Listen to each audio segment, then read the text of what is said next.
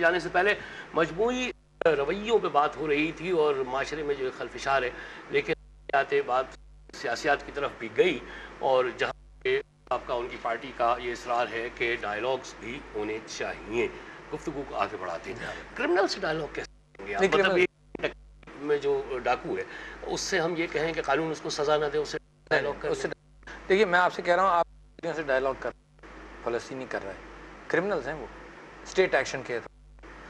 कश्मीर के अंदर आप डायलॉग करने के तैयार हैं, कश्मीरियों को, लाखों कश्मीरियों को इंडियन गवर्नमेंट ने मारा है ना, मगर आप डायलॉग कर रहे हैं। Dialogue is the capacity of human nature, यानी जिसके अंदर डायलॉग तकरीबन अपने बच्चे के साथ भी कोई गलती करेगा आप देंगे और बात भी करेंगे, समझाएंगे भी। अच्छा, पूरे कल्चर्स को आप आइसोलेट करते हैं। 2004 के अंदर कोई बम नहीं हुआ, आर्मी एक्शन शुरू हुआ तो बम धमाके शुरू, हमने लाल क्या हम हमारा कहना ये नहीं है कि रिट ऑफ स्टेट आप नहीं करें, मगर रिट ऑफ स्टेट तो आरिफ के अपने ज़िंदगी के अंदर सिक्योरिटी भी है, रिट ऑफ स्टेट के अंदर आती है। मुझे खाना भी मिले, रिट ऑफ स्टेट के अंदर आता है, मुझे पानी मिले, मुझे मिले, सिर्फ स्टेट एक ख़ास मकसद के लिए तो इस्तेमाल नहीं। तो मैं सामने सिर्फ बात ये रखना चाहता हूँ कि जो टेररिज्म मुकाबला है वो आसान नहीं है, तरीके इंसाफ हैज़ नो सोल्यूशन, मगर देखिए बट डायरेक्शन धमाना, पूरी की पूरी आबादी को यरगमाल कर लेना, सही ये ले लिए ये। अभी मैं स्वात होकर परसों मैं स्वात में था, कल। अच्छा, और एक अजीब बात आपको बताऊं, जो अच्छी भी नजर आई और जो बुरी बात भी नजर आई। स्वात में PF 83 में हमारा भी है, तो हम भी गए थे स्वात। अच्छा, स्वात के अंदर हर शटर ये हरा झंडा बना हुआ है, हर शटर पर 7। ये हुकूमत ने इसको ये बताने के सेफ है, आ जाओ, तो अच्छी बात है, हरा झंडा बना हुआ है ना, और पाकिस्तान फौज और पाकिस्तान जिंदाबाद लिखा हुआ है। अच्छा, मैं उन लोगों से पूछा जो मेरे साथी थे, मैंने उनसे पूछा क्या पाकिस्तान इज अंडर क्वेश्चन?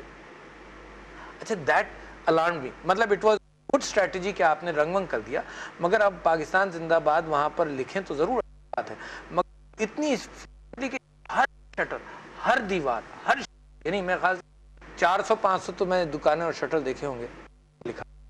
इसको किसी, इनको आप जरूर उसको डिस्प्ले करते हैं, इतना नहीं कि जब कोई भी रिएक्शन हो तो वो फिर उसी के ऊपर काला पेंट करें, ठीक है ना। Don't make your flag a controversial issue, था भी नहीं। अच्छा, दूसरी बात मैं आपके सामने रखूं, हमने मट्टी आगे जलसा किया, यानी हर जगह आपको बुलेट निशान नजर आएंगे दीवारों में, इमारतें गिरी हुई हैं जो बॉम्ब ब्लास्ट से हुई हैं, और जो तालिबान ने हरकतें की वहाँ पर उसकी सख्त मजम्मत मौजूद है ना। अच्छा, मगर जो वहाँ के लोग हैं वो दो कहते हैं, जो मैं बड़ी माजरत के साथ आपके साथ रखना चाहता हूँ, एंड मैंने उन लोगों को कन्विंस करने की कोशिश की। वहाँ पर एक डिस्कशन इस बात का अब शुरू हुआ है कि फ़ौज कहाँ की है और कहाँ हो रहा है। मैं इसकी हद तक महदूद रखूँगा, I don't want to elaborate.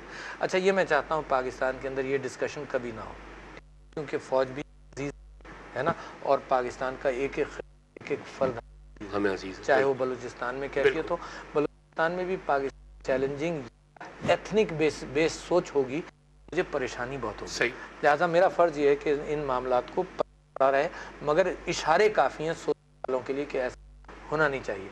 तो लिहाजा जब हम स्वात गए तो स्वात के अंदर 2-3 चीज़ें मुझे बड़ी क्लियर कट नज़र आई, लोगों ने जो वहाँ तकरीरें की वो एक तो फ़ौजी एक्शन हुआ, चलो 35 लाख लोग बेघर हुए, I think it was doing too much for too little, और 1000, इनका क्लेम ये था कि 1200 दहशतगर्द हैं, लोगों ने दाढ़ी मुंडाकर उस आ गए रेफ्यूजीज के अंदर, तो आए होंगे।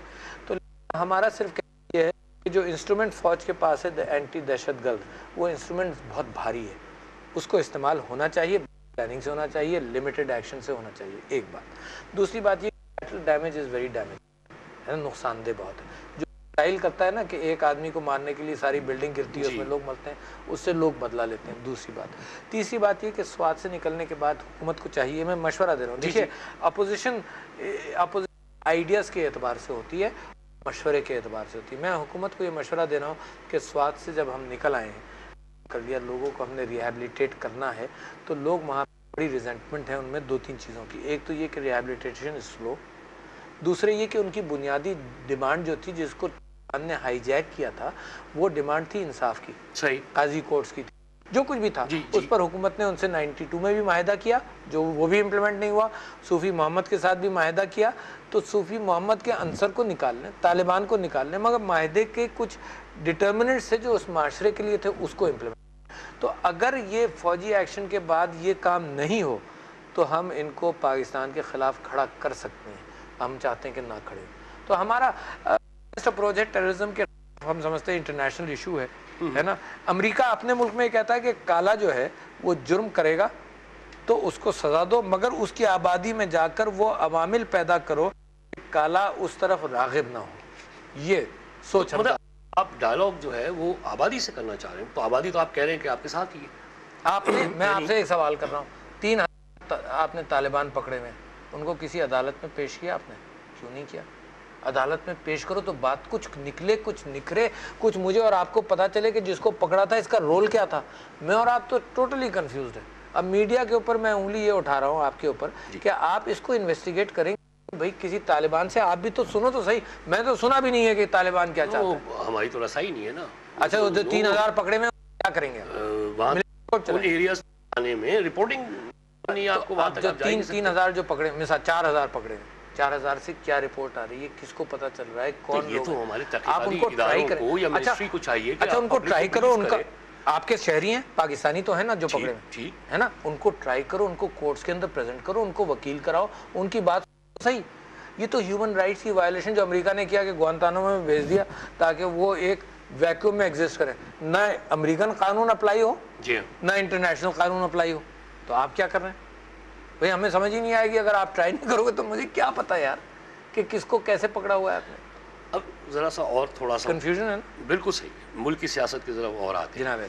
सर ये बताइए कि पहले तो ऑपोजिशन ये एतराज़ आता था कि हमारे सदर साहब जो हैं वो बंका में बैठे हुए, प्रेसिडेंट हाउस में, बंका में जितनी रातें गुजारते हैं प्रेसिडेंट हाउस के बाहर, वो पाकिस्तान से बाहर गुजारते हैं। अब जब उन्होंने बाहर निकलना शुरू किया है, नोडेरो भी आए हैं, पंजाब आए हैं, तो अब ऑपोजिशन ने कहा कि ये कन्फ्यूजन का शिकार हो गए। तो ये आप लोग किसी स्टैंड क्यों नहीं ले रहे? मैं आपसे सामने एक बात रख रहा हूँ कि एक तो प्रेसिडेंट का इंस्टीट्यूशन है जिसकी मैं इज्जत करना चाहता हूँ, है ना। अच्छा, अब वो जिस इंस्टीट्यूशन की आप इज्जत करना चाहें, वहाँ पर जो आदमी जो साहब बैठे हैं, जरदारी साहब, तो उनको इज्जत करवानी भी चाहिए, है ना, मगर मैं इंस्टीट्यूशन की इज्जत करना चाहता हूँ। मैं समझता हूँ कि जरदारी साहब जब निकल नहीं रहे थे तो इस खौफ से नहीं निकल रहे थे कि उनकी जान और जान के ख़तरा था। सलाउद्दीन अयूबी का एक बड़ा अच्छा कौल है जो मैं आपके सामने रखना चाहता हूँ, और वो कौल कुछ ऐसा है कि अगर हुक्मरान अपनी जान और माल के तहफ़्फ़ुज़ में लग जाएंगे तो वो कौम की इज़्ज़त और आबरू का तहफ़्फ़ुज़ नहीं कर सकते। कितना खूबसूरत कौल है ना। यानी अपनी जान और माल के जब फ़िक्र में लगोगे तो फिर आम आदमी की जान और माल का आबरू का तहफ़्फ़ुज़ नहीं कर सकते। अच्छा, ये प्रेशर है, तो सिक्योरिटी प्रेसिडेंट साहब के हवाले से मैं समझता हूँ होनी चाहिए, है ना। We can not afford any attempt on any life of any political leader, ठीक है ना। सिक्योरिटी होनी चाहिए, वो बाहर निकल कर बात भी करें, ये भी होना चाहिए, और वो निकले। कन्फ्यूजन का क्यों शिकार हैं? क्योंकि मैं समझता हूँ कि एक वहाँ से कोई आइकॉनिक लीडरशिप का रोल नहीं आ रहा। उन्होंने कहा कि जी हम ये भी दे देंगे, बिजली हम सस्ती कर देंगे। यार ये फैक्ट्स तो नहीं है ना।